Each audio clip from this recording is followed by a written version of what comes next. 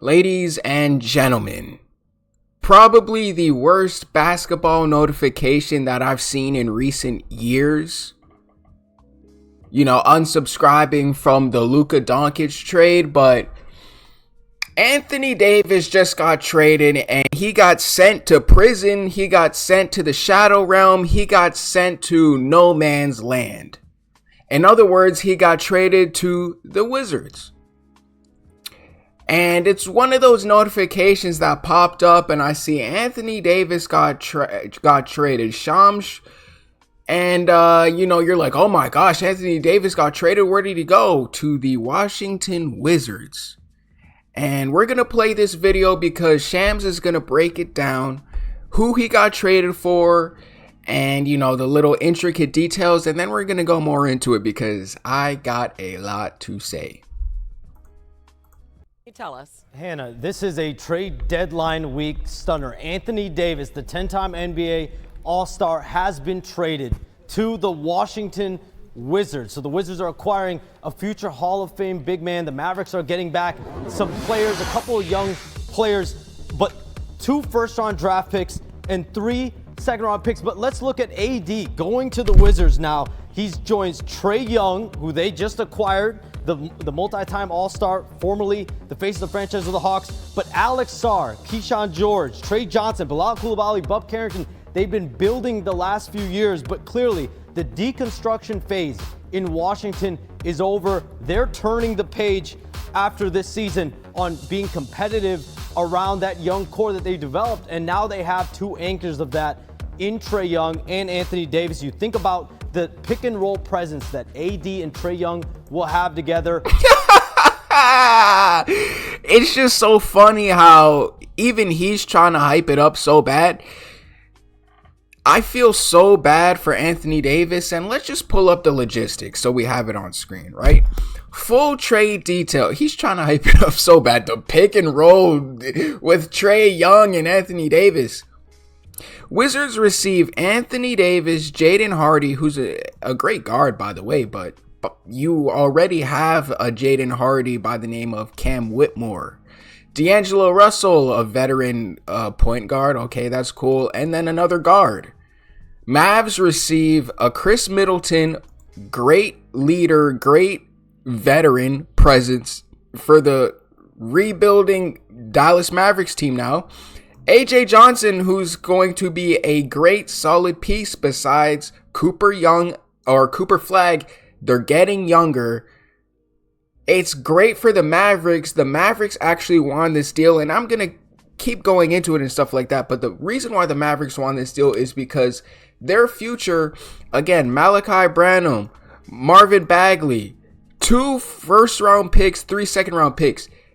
This is the Mavericks' clear intention of rebuilding. They have their future superstar in Cooper Flagg. What did they do? They got another player, AJ Johnson, who's young, Cooper Flagg's age, who's shown flashes of actually being at least a solid role player. He's young, you can still develop him.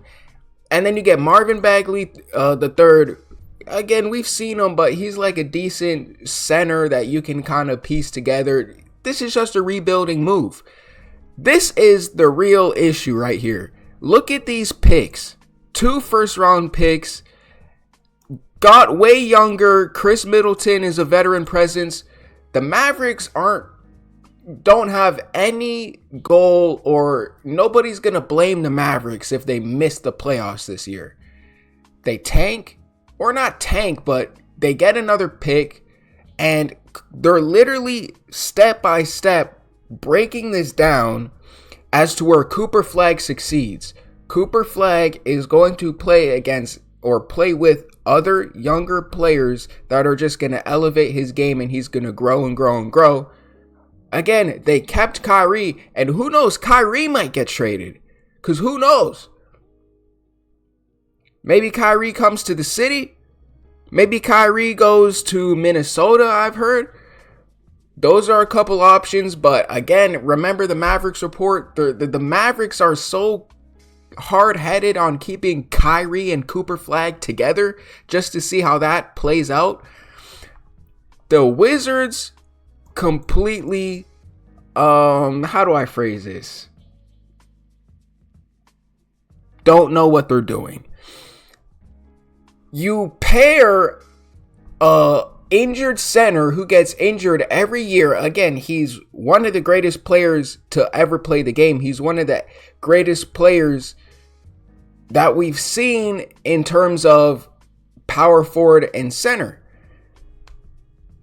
But he gets injured every year. You're going to pair him with another guard in Washington who's out for the same exact reason that he's out right now, because he gets injured. So Shams is trying to hype it up, and people try to hype it up by saying, oh, well, you know what? Once they get back healthy, they can actually make a run at things. And then they go, oh, it's going to be so much fun. I think that's what the narrative is. You can look at this tweet here. It says, this duo is going to be so fun. You think Anthony Davis at this point in his career wants to have fun with a rebuilding team, or does he want to keep winning championships? At the age that he's at, I think Anthony Davis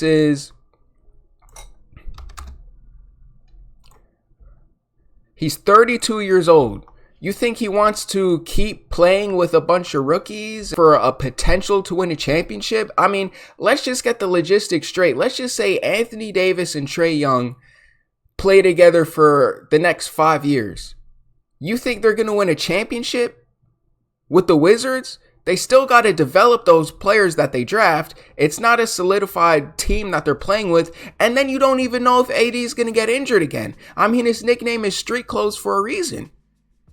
And then you're pairing him next to Trae Young, who also gets injured frequently. The trade makes no sense. Like, you're just pairing Anthony Davis next to a guard that you can see pick and rolls next to. Now, am I saying that the trade is going to be bad? No, because let's just be frank.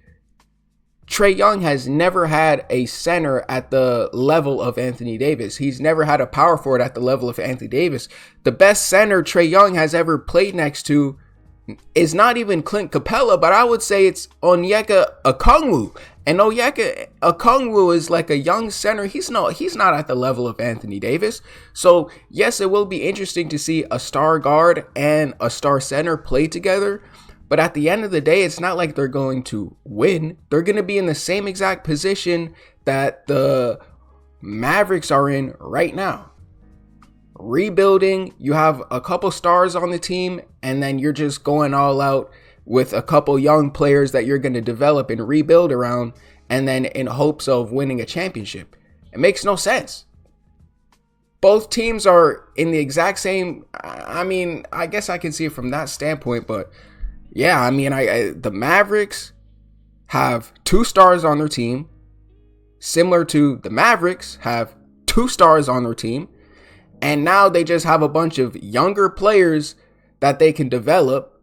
AJ Johnson is on the Mavericks, Keyshawn George on the Wizards, and then you have a bunch of other, Bub Carrington, a bunch of other young players that you're looking to develop.